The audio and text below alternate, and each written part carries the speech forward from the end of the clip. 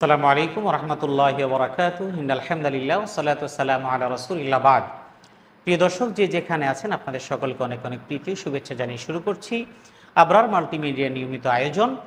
আমাদের এই নিয়মিত আয়োজনে আজকে আমরা কথা বলবো, আমাদের সমাজে বহু ভাইয়েরা আছেন যারা পোশাকে আশাকে অত্যন্ত ইসলামিক এবং ইমানদারের আচরণ বা ইমানদারের মতোই লাগে, কিন্তু হঠাৎ কোনো পরিবেশ পরিস্থিতির কারণে তাদের সেই বাহ্যিক রূপটা পরিবর্তিত হয়ে ভিতরের একটা নোংরা রূপ তখন প্রকাশিত হয়।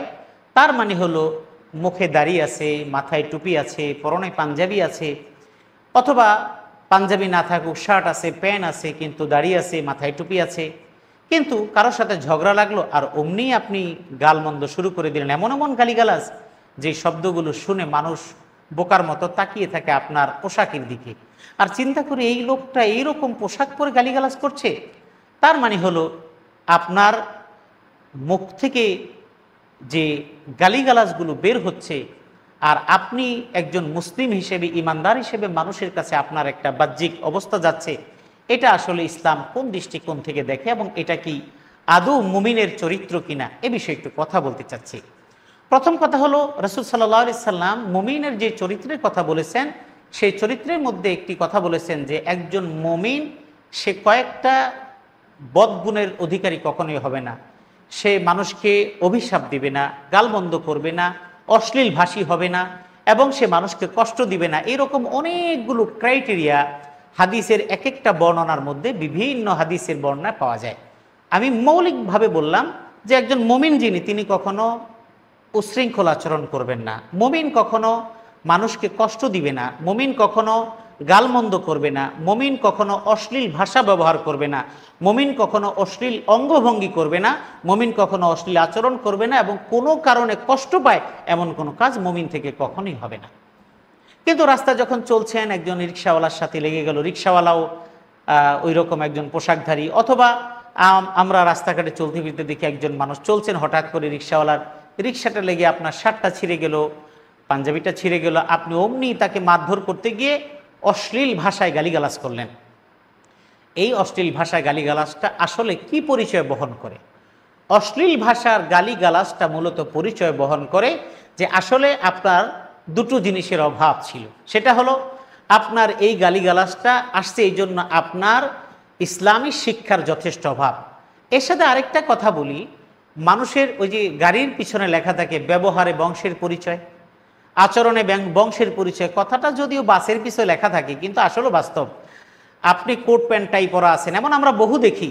আমরা বেশ কয়েক বছর আগে দেখেছি যে একটা প্রাইভেট কার আরোহী, দামি একটা গাড়ির মধ্যে আরোহী একজন ব্যক্তি, তিনি নেমেছেন, নেমে একজন পথচারী কিংবা কোনো রিক্সাওয়ালা অথবা যে কোনো একজন পথচারীকে তিনি অশ্লীল ভাষায় গালিগালাজ করছেন। বয়োবৃদ্ধ একজন মানুষ দাঁড়িয়ে আছে পাঞ্জাবি পরা, তাকে তিনি বলছেন তুই তোকারি বলে বলছেন, এরপরে তাকে নিজেকে পরিচয় দিচ্ছেন তিনি একটা বিশ্ববিদ্যালয়ের তিনি টিচার বা প্রফেসর।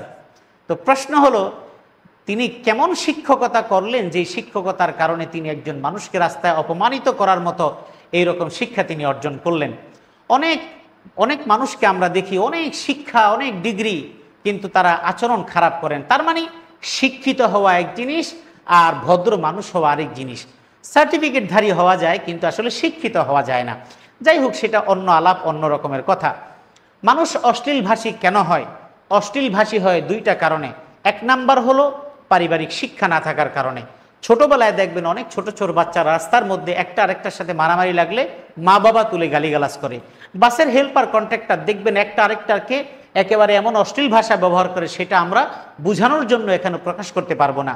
বাসের ড্রাইভার তিনি যেমন কন্ট্রাক্টরকে গালিগালাজ করেন, কন্ট্রাক্টর ঠিক আরেক লাইনম্যানকে গালিগালাজ করেন, এক ড্রাইভার আরেক ড্রাইভারকে গালিগালাজ করেন। প্রথম তাদের গাড়ি শুরু হয় তাদের মা বাবাকে কেন্দ্র করে।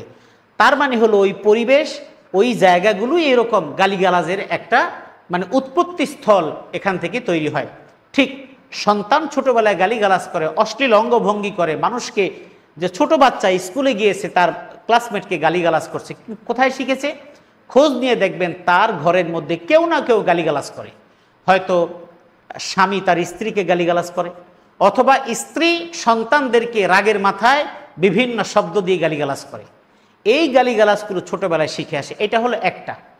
এরপরে আবার একটু বড় হওয়ার পরে বন্ধু বান্ধব কাদের সাথে চলে, স্কুল লেভেলে অনেক স্কুল লেভেলের ছেলেরা এই স্কুল লেভেলের কিছু গালিগালাজ দেয়, কলেজ লেভেলে গেলে আবার কলেজ লেভেলের কিছু গালিগালাজ দিয়ে কথা বলে।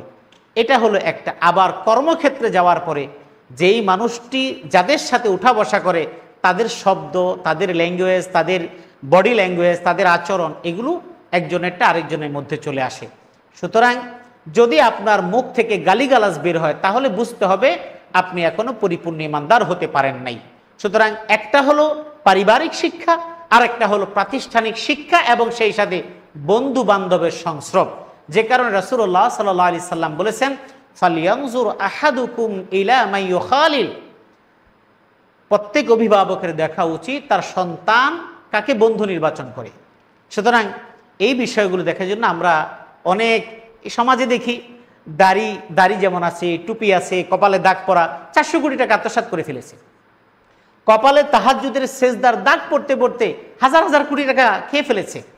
এবং আমরা তো এখনো জানি ব্যাংকগুলো লুটপাট করে একেবারে দেউলিয়া করে চলে গেছে, কিন্তু তার কপালের দিকে ভালো মতো তাকিয়ে দেখবেন কপালের মধ্যে ভালো একখান দাগ। তার মানে কি? সে ইমান বুঝে নাই, ইসলাম বুঝে নাই, কিন্তু নিজেদেরকে ইমানদার দাবি করে।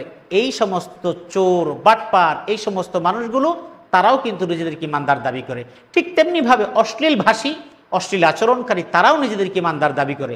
সুতরাং এইরকমভাবে যেভাবেই হোক গালিগালাজ করা, অশ্লীল ভাষা ব্যবহার করা, অশ্লীল আচরণ করা, এটা কোনো ইমানদারের কাজ নয়। যারা ইমানদার তারা কখনো এই কাজ করতে পারে না। ওয়াল্লাযীনা হুম আনিল লাগওয়ি মু'রিদুন, যে সমস্ত অহেতুক অশ্লীল কাজ, অনর্থক কাজ, এগুলোকে মুমিন কখনো তার চরিত্রের মধ্যে ধারণ করে না। সেজন্য আসুন আমরা নিজেরা বেঁচে থাকি। আর আমি যখন যেখানে যাব, আমি কোনো একটা কথা বলার আগে চিন্তা করব, আমার মুখে দাঁড়িয়ে আছে, আমার মাথায় টুপি আছে, আমার পরনে ইসলামিক পোশাক থাকুক বা না থাকুক, আমি নিজেকে তো মুসলমান দাবি করি, আমি তো ইমানদার, আমি তো 5 ওয়াক্ত নামাজ পড়ি, তাহলে যত রাগ ক্ষোভ হোক না কেন গালিগালাজ করতে পারি না। এই জন্য এই অশ্লীল ভাষা থেকে আমাদের হেফাজতে থাকা দরকার। আল্লাহ আমাদের সকলকে হেফাজতে রাখুন, আমিন।